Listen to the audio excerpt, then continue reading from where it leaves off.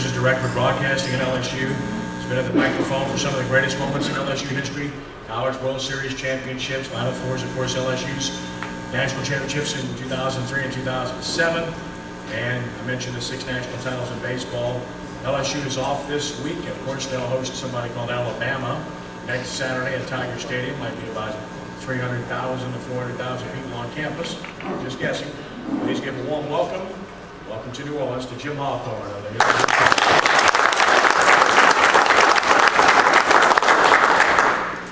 Ken, thank you very much. And first of all, it's an honor to share the podium with gentlemen and, of course, Coach Moore also. And we always look forward to having an opportunity to come down and visit with you folks. And when Ken contacted me back in August and said, when can you come down? And I said, I'll tell you what I'll do. I'll come down after we beat Ole Miss. So we got lucky. This is a good time to come down here and talk to you. That was a great game, without question.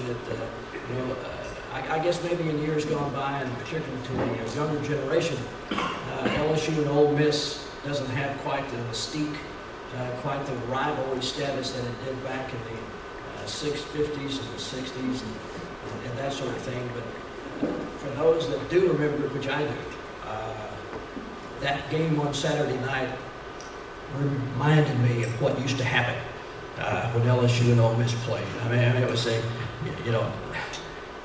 low-scoring, hard-hitting, defense-dominated football game, and it was just a real thrill for me, of course, for LSU to come out on the winning side of that.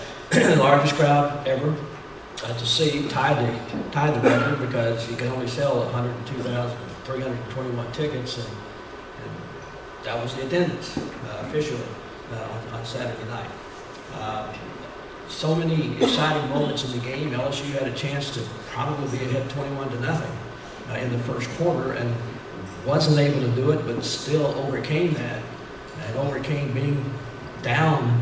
And for the 24th time, this is an incredible statistic, for the 24th time in Coach Les Miles' career, LSU came from behind in the fourth quarter and won.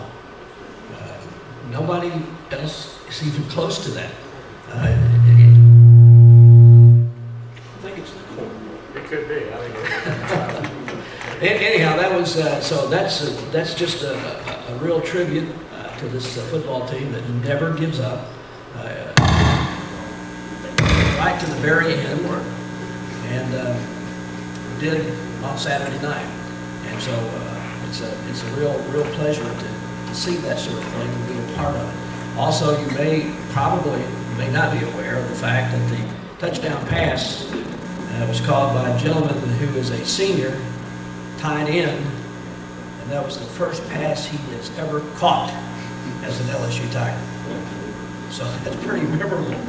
But the only pass, the first pass that you've ever caught since you've been there, was a winning pass to beat Ole Miss. So, well, I think we've had an opportunity this year to see something real special, and that is a football team grow up right in front of our eyes. LSU has played 17 true freshmen this year, 17, and had to do that because they keep turning out such great professional football players. There's more former LSU players in the NFL right now than any other school. The Tigers lost their quarterback and the 2 top receivers, the top running back, and the 2 starting defensive tackles, and on it goes to the NFL. And so I think that's just the way college football is shaping up today. I think that's going to continue to happen. I think you'll see more and more schools playing true freshmen, and those that do that are going to have a little bit of a leg up in recruiting, because you take a guy like Leonard Fournette, who was the #1 high school running back recruit in the nation last year. He knew beyond a shadow of a doubt if he goes to LSU, he's going to play as a freshman. So those young men are going to continue to come to LSU and places that play so many freshmen. And I don't believe that this team resembles in any fashion the team that lost to Auburn 3 or 4 weeks ago. They have matured, they have grasped the scheme, they know what's expected of them. The quarterback position, I think, has settled in a little bit. Anthony Jennings is managing the offense now. I don't think he goes out there with the feeling that he has to win the game himself. His job is to make sure that the offense runs smoothly, and that's what's been happening in recent weeks. Tigers are a team that is going to run the football. That's what they go out there for, to establish the run, and they have just been able to do that. And they did it this past week against an Ole Miss defense, which is among the very, very best in the country. That second half last week was one of the best defensive halves of football that I've ever seen on the part of both teams. There just wasn't a whole lot of offense out there because the defense just really was outstanding. And then for LSU to get the touchdown and then to intercept the pass with 2 seconds left in the game to ice it, that was just a big thrill. So now the Tigers have a week off. They have played 9 straight games, which I think is the only school in the SEC that hasn't had at least one open date until this week. So it's very good to have this date open because Alabama comes in next. And for any of you that were at the game last week, if you think that was a mess, wait till then. It is going to be incredible. There'll be 102,000 in the stadium and another 25 outside the stadium, as you know, that don't have a ticket, didn't have a ticket, didn't want a ticket, just wanted to be there, be around the atmosphere and the theme that is LSU football, particularly at night in Tiger Stadium. So that's something that we'll all look forward to, but we'll enjoy this week off. Then the Tigers will go on the road to play at Arkansas, have another week off, and then we'll play to close out the regular season Thanksgiving night over at College Station against Texas A&M. So there's 3 left. They'll all be tough, but I can promise you that this young team will give everything they have. If you come to a game, don't leave because they just might come back and win, regardless of what the score is. Anybody have any questions? Yes, sir. How do you think Alabama matches with, as far as what we're going to be facing, the way we faced it in Ole Miss? And the other thing is, Alabama's lost 3 out of the last, 11 or 12 games, and they still get anointed with the top 1-loss team. And we lost the number 1 team in the country. They lost to the team we beat. And, it just doesn't seem fair a lot of times. I know we should be probably ranked the second 10, but because we have 2 losses. I mean, Auburn did beat us, so we're such a different team. But they'll always be the number 1 sweetheart in these polls. Have to be careful what I say when I answer that. But I think there's an awful lot of LSU fans that would just flat agree with you on that. And I don't have the answer as to why that is. First of all, let me say Nick Saban is an outstanding coach. He's a winner, and he always has been. He was at LSU, and he is there. And Alabama, even though this may not be one of the best teams that they've had since he's been there, they are a very good football team. They probably should have lost to Arkansas, but they found a way to win there. So they win games. And but exactly why they seem to be the darling of the media, I do not know. But I'm very proud of the Tiger Nation. There's a LSU fan. I wouldn't trade him for anybody. They are rabid fans, and LSU football is something that's very, very special. So I'll take Saturday night in Tiger Stadium and what happens there anytime. Yes, sir. What's the status of that defensive tackle who had to leave the game, the freshman tackle?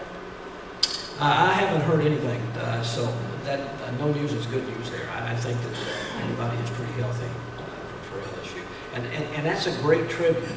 And I think Coach will verify this to the weight and conditioning staff of LSU, Tommy Moffitt, and his to have a team go through 9 weeks, 9 straight weeks, and playing, Mississippi State and Auburn and Florida and Kentucky and Ole Miss, and everybody's healthy.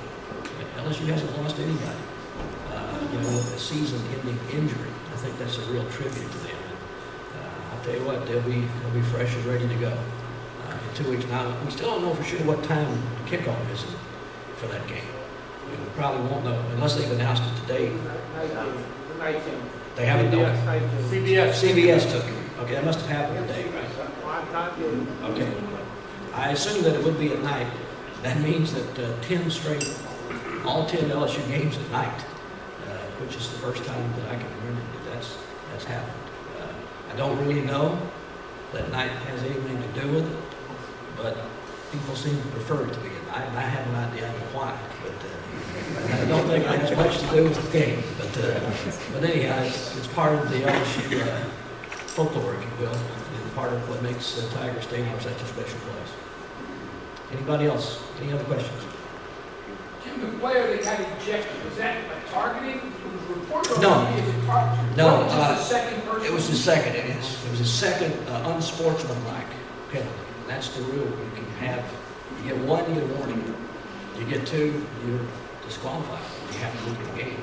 And it was LSU and Ole Miss. And there was a lot of squawking. There was a lot of talking going on out there. And I remember the one on the far side of the press box where I think it was Jamal Adams had a little chirping session with Bo Wallace. Wallace headbutted him, and they both got unsportsmanlike penalties. But there's a lot of that going on. I think it's a good rule. I don't think that belongs out there. It's going to happen, but yeah, you do that two, and you're disqualified. That's what they do. Anything? Yes, sir. Jacob Hester, I think I've seen where he's affiliated with the broadcast program. Well, what he is doing, he's not with the radio.